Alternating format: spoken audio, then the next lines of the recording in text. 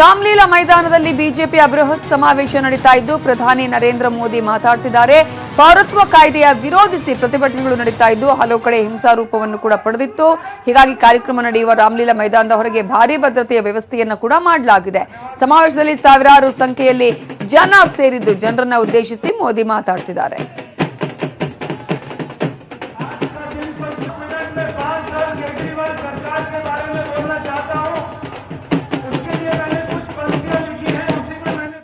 उद्योग धंधे चल रहे हैं उनमें से आधों को पीएनजी आधारित बनाया जा चुका है। इसके अलावा हजारों ईंट भट्ठों को नई तकनीक से जोड़ा गया है। अगर पराली जलाने की बात है तो आसपास के राज्यों को भी हमने मदद की है, तत्परता से उनका साथ दिया है और कम करने का प्रयास किया है। लेकिन साथियों, आज दिल्ली में जो राज्य सरकार है वो यहां की सबसे बड़ी समस्या से आंख मूंद कर बैठी है। ये समस्या है पीने के पानी की।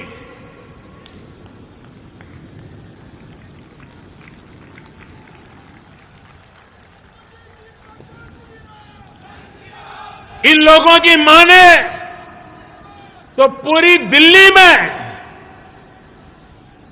हर जगह बिस्लेरी का ही पानी जैसे मिलता है, साफ मिलता है। हर घर में बिल्कुल साफ पानी आता है। मैं जरा आपसे पूछना चाहता हूं, ये दिल्ली सरकार के वादे से आप सहमत हो? उनकी बातों से सहमत हो? क्या सचमुच में आपको साफ सुथरा शुद्ध पानी मिलता है? आपको पानी देख करके चिंता होती है कि नहीं होती है? बीमारी का डर लगता है कि नहीं लगता है? ये आपको भी झूठ कह रहे हैं, आपको भी झूठा बता रहे हैं।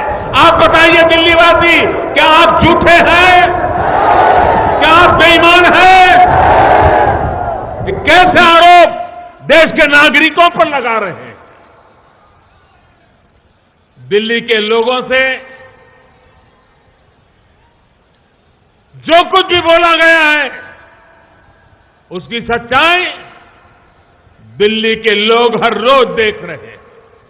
साथियों, सच्चाई ये है कि आज दिल्ली में देश भर में सबसे अधिक वाटर प्यूरिफायर यानी कि पानी को शुद्ध करने वाली मशीनें रोजाना बिकती हैं। लोग ये खर्चा क्यों करने पड़ रहे हैं भैया? जो वाटर प्यूरिफायर नहीं लगा सकता वो 40-50 रुपए की बोतल खरीदता है या फिर उसे मजबूरी में प्रदूषित पानी से काम चलाना पड़ता है। अधिकांश जगहों पर नल से या तो पानी आता ही नहीं है और जो पानी आता भी है उस पर लोगों को विश्वास नहीं है। और ये लोग कहते हैं दिल्ली में पानी की गंदगी कोई दिक्कत ही नहीं है। भाइयों और बहनों, ये लोग किस तरह अपने स्वार्थ के लिए, अपनी राजनीति के लिए किस हद तक जा रहे हैं ये आपने पिछले हफ्ते भी देखा है। जो बयान दिए गए, जिस तरह लोगों को भड़काया गया, उकसाने वाली बातें कही गई, झूठे वीडियो उच्च स्तर पर बैठे हुए लोगों ने सोशल मीडिया में डाल करके भ्रम फैलाने का, आग फैलाने का गुनाहित कृत्य किया है। साथियों, अभी हाल में जो संसद का सत्र समाप्त हुआ उसमें दिल्ली की कॉलोनियों से जुड़े बिल को तो हमने पारित किया, आपको अधिकार देने का निर्णय किया, उसके साथ साथ दूसरा महत्वपूर्ण बिल पास हुआ, सिटीजनशिप अमेंडमेंट बिल।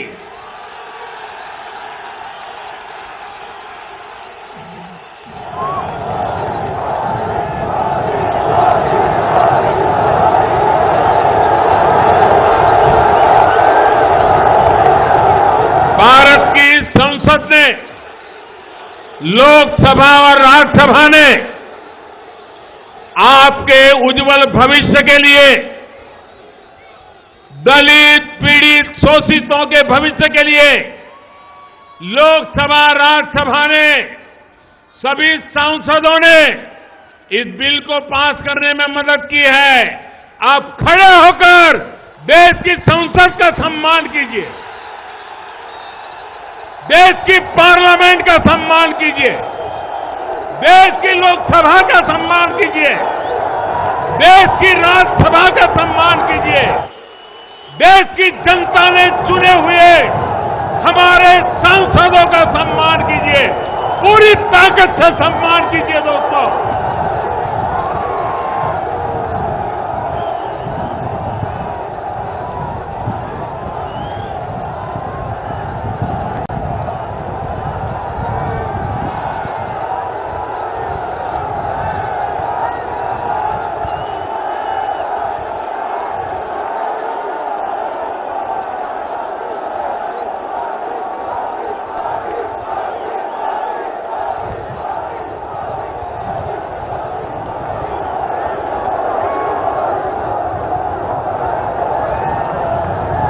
साथियों, मैं भी आपके साथ जुड़ करके देश के दोनों सर्वोच्च सदन,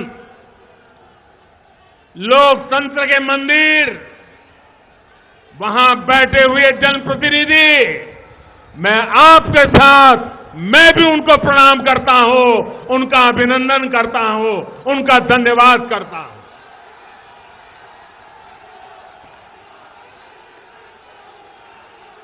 लेकिन भाइयों, इस बिल के पास होने के बाद कुछ राजनीतिक दल तरह तरह की अफवाहें फैलाने में लगे हैं। वे लोग भ्रमित कर रहे हैं, भावनाओं को भड़का रहे हैं। मैं उनसे जानना चाहता हूं, क्या जब हमने दिल्ली की सैकड़ों, इस बात को समझिए भाइयों बहनों, मैं जरा ये भ्रम फैलाने वाले, झूठ बोलने वाले लोगों से जरा पूछना चाहता हूं, क्या जब हमने दिल्ली की सैकड़ों कॉलोनियों को वैध करने का काम किया, तो क्या किसी से पूछा था कि आपका धर्म क्या है, आपकी आस्था क्या है, आप किस पार्टी को वोट देते हैं, आप किस पार्टी के समर्थक हैं? क्या हमने आपसे कोई सबूत मांगे थे? 70 का सबूत लाओ, 75 का सबूत लाओ, 80 का सबूत लाओ, मांगा था? केंद्र सरकार के इस फैसले का लाभ हिंदुओं को भी मिला, मुसलमानों को भी मिला, सिख भाई बहनों को मिला, ईसाई भाई बहनों को मिला, जो भी यहां बसते हैं उन सबको मिला। हमने ऐसा क्यों किया? क्योंकि हम देश से लगाव के कारण जीते हैं। हम सबका साथ, सबका विकास, सबका विश्वास के मंत्र को समर्पित है। भाइयों बहनों, अगर थोड़ा सा भी भगवान ने दी हो तो जरा उपयोग करो। एक ही सत्र में 2 बिल पारित हुए हैं। एक बिल में मैं दिल्ली के 40 लाख लोगों को अधिकार दे रहा हूं और ये झूठ फैला रहे हैं कि मैं अधिकार छीनने वाला कानून बना रहा हूं। ये झूठ चलने वाला नहीं है, देश स्वीकार करने वाला नहीं है। भाइयों बहनों, मैं ये जो झूठ बोलने वाले हैं, मैं उनको चुनौती देता हूं। जाइए, मेरे हर काम की पड़ताल कीजिए। कहीं पर दूर दूर तक भेदभाव की बू आती है तो देश के सामने ला करके रख दीजिए।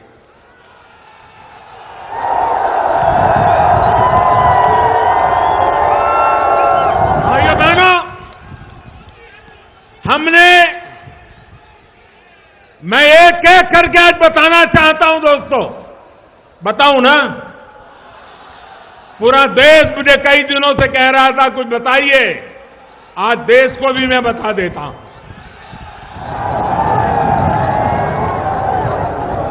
एक एक योजना को देखिए। जब हमने उज्ज्वला योजना के तहत 8 करोड़ से ज्यादा परिवारों को मुफ्त गैस कनेक्शन दिया, क्या हमने किसी का धर्म पूछा था? क्या हमने उसको 70, 72, 75 के प्रमाण मांगे थे? उनकी जाति पूछी थी? मैं जानना चाहता हूं कांग्रेस और उसके साथियों से, उसकी तरह देश को बांटने की राजनीति करने वाले उनके साथी दलों से, कि आप क्यों देश की जनता से झूठ बोल रहे हो, क्यों उन्हें भड़का रहे हो? भाई और बहनों, हमने दिया इतना ही नहीं, आगे भी हमारा संकल्प है कि हर गरीब परिवार को उज्ज्वला का योजना का लाभ पहुंचाएंगे। कोई बाकी नहीं रहेगा। भाइयों बहनों, पिछले 5 साल में हमारी सरकार ने 1.5 करोड़ से ज्यादा गरीबों का घर बना दिए। हमने किसी से नहीं पूछा कि आपका धर्म क्या है, न जाति पूछी न धर्म पूछा। हमने सिर्फ गरीब की गरीबी को देखा। फिर क्यों कुछ लोग झूठ पर झूठ बोले जा रहे हैं, देश को गुमराह कर रहे हैं। और आज जो ये लोग कागज, सर्टिफिकेट इसके नाम पर मुस्लिमों को भ्रमित कर रहे हैं, उन्हें ये याद रखना चाहिए कि हमने गरीबों की भलाई के लिए इन योजनाओं के लाभार्थी चुनते समय कागजों की बंदी से नहीं लगाई। वरना पहले तो ये होता था कि सरकार की योजना शुरू होने पर लाभार्थियों को तमाम तरह की टिकड़े में लगानी पड़ती थी, यहां वहां चक्कर काटने पड़ते थे। हमने ये सब बंद करा दिया। हमने तय किया हर योजना का लाभ हर गरीब को मिलेगा।